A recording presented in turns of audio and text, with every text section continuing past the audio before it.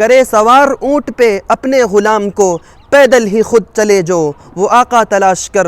جب بھی ہم اسلام کے علاوہ کسی چیز کے ذریعے سے عزت کو طلب کریں گے تو اللہ ہم کو ذلیل کر دے گا، رسوا کر دے گا۔ السلام علیکم ورحمۃ اللہ وبرکاتہ۔ امید ہے آپ خیریت سے ہوں گے، اللہ آپ کو خوش رکھے، دونوں جہاں کی خوشیاں نصیب فرمائے۔ آج جو واقعہ میں آپ کی خدمت میں لے کر حاضر ہوا ہوں وہ آپ کے ایمان کو تازہ کر دے گا، بہت ہی سبق آموز واقعہ ہے، آپ پورا واقعہ سنیں۔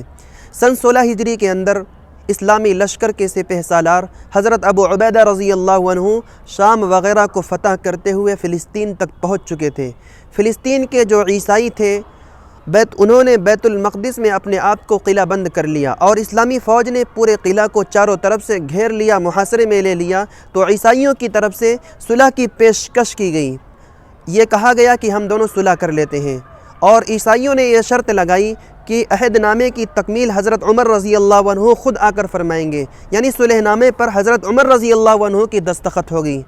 تو ابو عبیدہ رضی اللہ عنہ نے اس واقعے سے حضرت عمر رضی اللہ عنہ کو باخبر کیا، تو حضرت عمر رضی اللہ عنہ صحابہ کے مشورے سے فلسطین کی طرف روانہ ہوتے ہیں، اور آپ کے ساتھ آپ کے خادم ہیں اور ایک اونٹ ہے، اس کے علاوہ کوئی بھی شخص آپ کے ساتھ نہیں ہے۔ حضرت عمر رضی اللہ عنہ جب مدینے سے باہر آتے ہیں تو اپنے خادم سے کہتے ہیں، اگر میں اونٹ پر بیٹھ کر چلوں گا اور تو پیدل چلے گا، اونٹ کی رسی کو پکڑ کر چلے گا تو میں تجھ پر ظلم کرنے والا ہوں گا، اور اگر تو اونٹ کی سواری پر بیٹھ کر چلے گا اور میں اونٹ کی رسی کو پکڑ کر چلوں گا تو مجھ پر ظلم کرنے والا ہوگا، اور اگر ہم دونوں اونٹ کی پیٹھ پر بیٹھتے ہیں تو ہم دونوں اونٹ کی پیٹھ کو توڑ ڈالیں گے۔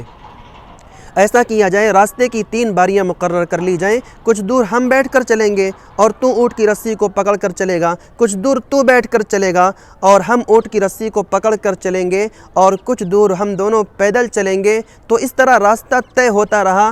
روایتوں کے اندر آتا ہے جب حضرت عمر رضی اللہ عنہ لشکر اسلام سے ملتے ہیں تو جو خادم ہے، جو غلام ہے، وہ اونٹ کی پیٹھ پر بیٹھا ہوا ہے اور حضرت عمر رضی اللہ عنہ اونٹ کی رسی کو پکڑ کر چل رہے ہیں۔ تو کسی شاعر نے کہا ہے، کرے سوار اونٹ پہ اپنے غلام کو، کرے سوار اونٹ پہ اپنے غلام کو، پیدل ہی خود چلے جو وہ آقا تلاش کر۔ تو حضرت عمر رضی اللہ عنہ لشکر اسلام سے اس حالت میں ملتے ہیں کہ آپ کے بدن پر پھٹے پرانے لباس ہیں، آپ اونٹ کی نکیل کو پکڑ کر چل رہے ہیں۔ تو حضرت ابو عبیدہ رضی اللہ عنہ نے حضرت عمر رضی اللہ عنہ سے کہا کہ اے امیر المؤمنین، آپ اس لباس میں ان لوگوں سے ملیں گے تو لوگ کیا کہیں گے؟ آپ کو عیسائیوں کے بڑے بڑے قائدین سے، بڑے بڑے لیڈروں سے ملاقات کرنی ہے، آپ ایک شاندار سا، ایک اچھا سا لباس پہن لیجئے۔